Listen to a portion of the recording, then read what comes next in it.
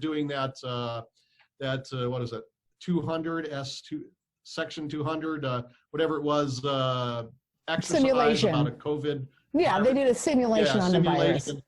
It was obvious that this whole thing was, exactly at the same time it was being released in Wuhan.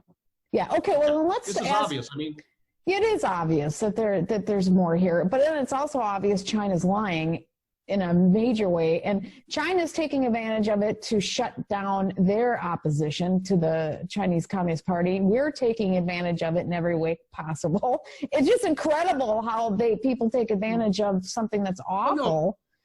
But, right? I mean, that's what... Yeah, the Chinese government probably, there's a lot more people died in China than what the governments admit. Millions. But governments do that. Yeah, millions. It's probably millions. But the governments do that. Like, remember Hurricane Andrew that hit Florida?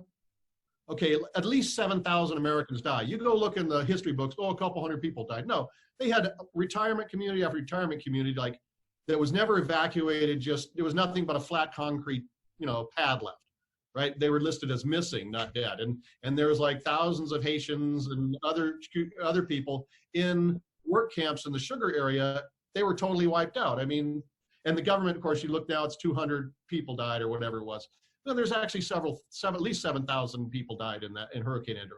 So the US government covers it up, the Chinese government covers it up, and I'm sure other governments, they don't want to look bad, right? If 7,000 people died, that looks terrible. Cover it up, make it look less. Well, then let's talk about the 5G that's being crammed down our throats, because it is. They're installing it as we speak. I published a paper on my website showing that with actual facts, because there's so much disinformation right now. And that's why I bring on people with different points of view onto my show and I let them talk, because I know there's disinformation. But what I publish, I try to publish actual facts. But there are 5G installations going on as we speak. Why are they cramming it down our throat? And what do you think about it? Well, part of it's about the money. It's also about the control. Because when you have a 5G system, you have the Internet of Things. So every appliance in your house can now report on you. And you can survey and see what people are doing all the time. It's like perfect for a surveillance society. Yeah, but let's talk about the health consequences. I mean, people are scared because they believe a lot of the deaths from coronavirus is happening in higher numbers where 5G is already implemented or has a stronger presence. So it decreases our immune system. And so now you got 5G with a bad virus and you're going to see more death. You're going to see more death from everything. Oh, yeah, well, go ahead. Yeah, well, one of the things is 5G is basically microwaves, right? There's 10,000 studies about the negative effects of microwaves on living organisms, okay? But people have to think microwaves are mostly, especially in the frequencies they're going to be using, are going to mostly absorb in the skin, right? And of course, it gets deeper. And also, like, for instance, they've got plenty of studies like the 5G levels of 5G that you're going to be thing causes cataracts in rats really rapidly. Because see, there's no protection there. There's actually those reflective sunglasses that look like mirrored sunglasses. They'll actually repel that. In fact, I'll give you the links for your listeners. There's actually a company in England now that has 5G clothes. So you can get like a 5G hoodie, a 5G pants, and 5G gloves, and you can put the sunglasses on, and you can walk through the 5G environment and not be affected hardly. So that is out there now. So there's a ways you can protect yourself. Just like you got your mask on. Well, now you can get your 5G clothing to protect you from that radiation. Well, a lot of people are going to die from it, and that's what's serious. And I know that the Children's Network. Yeah. I'll have some links below because people are doing urgent calls to their communities to stop it going in. I don't know if it'll work, but they're doing it and they're mobilizing. So I'll have links to that. I just don't want to see people dying. There are other alternatives. But I want to get to this goofy disinformation campaign that we're seeing. And there's people out there that it feels like the Flat Earth group, where they're talking about how viruses don't exist. They're not contagious. What are your thoughts on that? Oh, no, first off, viruses do exist. They are contagious. And some are worse than others. I mean, we have virome in us, they live with us. There's more bacteria cells in your body than there are actual human cells. But there's also a virome, just as there's a bacteria, environment. There's also a virus environment that lives in your body. There's a lot of those viruses live off the bacteria that live on your body, right? So you have a whole virome.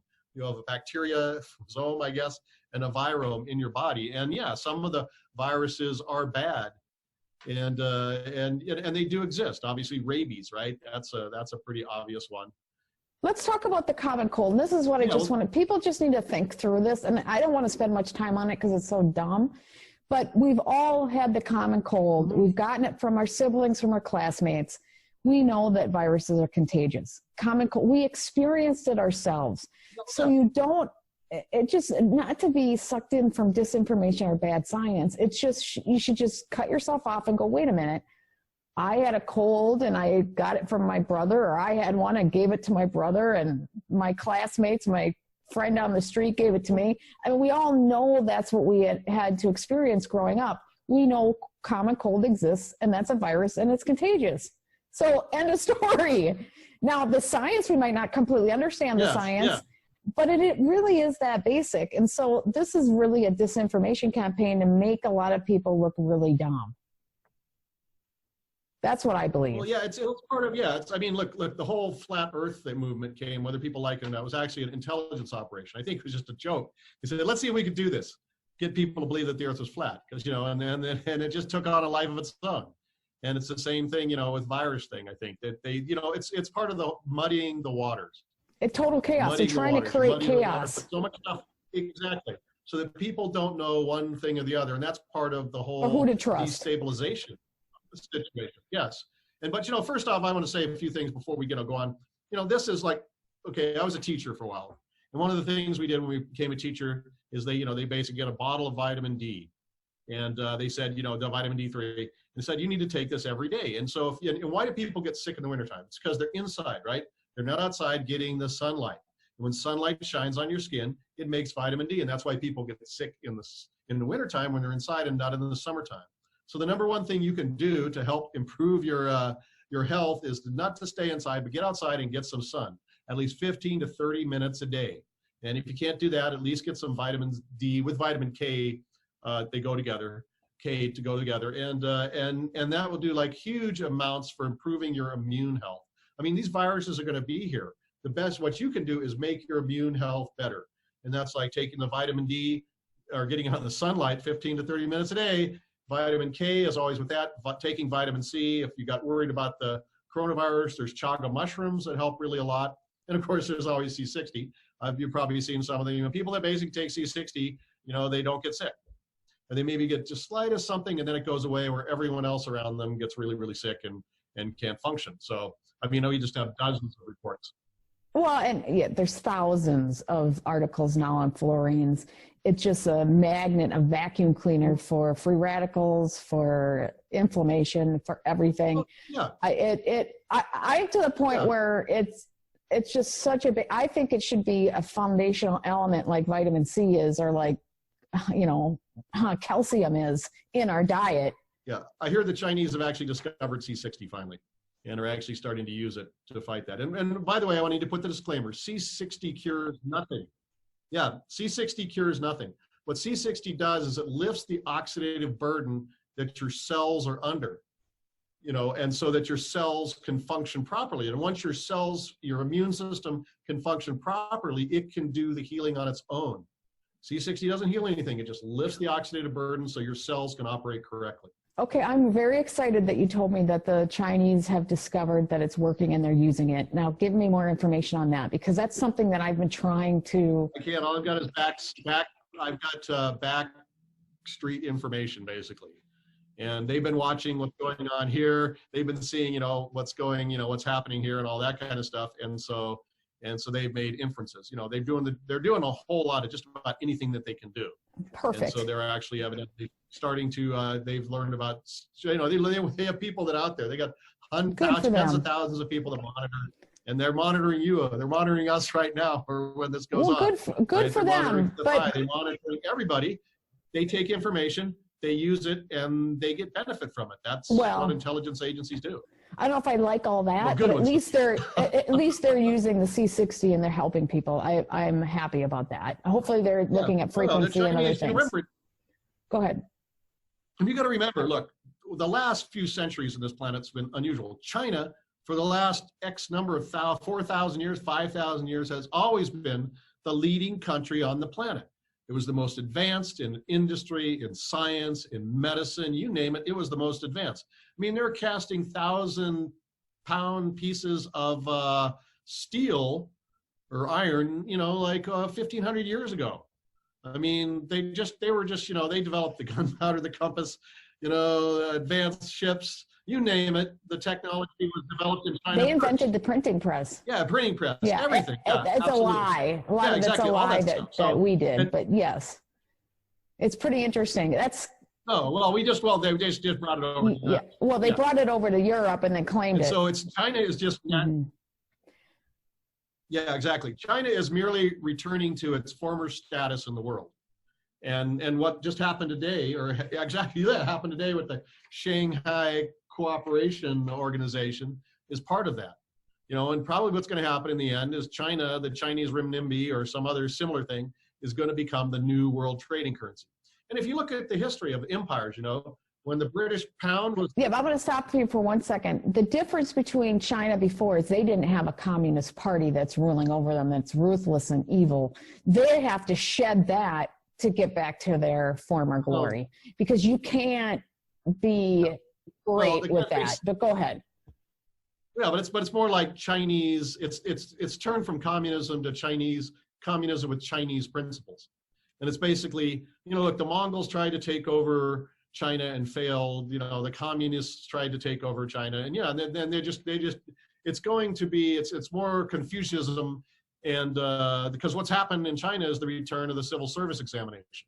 Yeah, they can't keep communism around with their culture. It's not going to happen. It'll eventually get shredded, and it already is. It's already gone. Yeah. No, communism is gone in China already. If people want to look, they have it's a look at the advanced industrial thing. I mean, look, China has what, 20,000 kilometers of high-speed rail. The United States has zero. They've got. You know, if you look at the advanced levels of China on things, it's just way ahead of the U.S. Well, but now. They still have. And no, it's gone. China's gone capitalist. It may have words, but it's something. China's gone back to being China. Maybe, but they still have. Where I disagree with you, they still have a communist party that's very much in control. They don't have access to the internet. They're very censored. They're not there yet. I mean, that's what is being thrown out, or that's being overhauled. Yeah. There's a soft revolution going on in China. Mm-hmm. But I just think with the change of generations, yes. The old generations are gone. We have new generations. I mean, look, if you look at the grandkids and great-grandkids of like party officials, I mean, start up a business, you have to pay people off, and these guys are billionaires, multi-millionaires. They're all, you know, they're basically, I guess, state capitalism or whatever else. They're rich people now. They're not communists anymore. You know, now you're not a communist when you have a multi-million-dollar bank account in the States and stuff. You're more an aristocrat.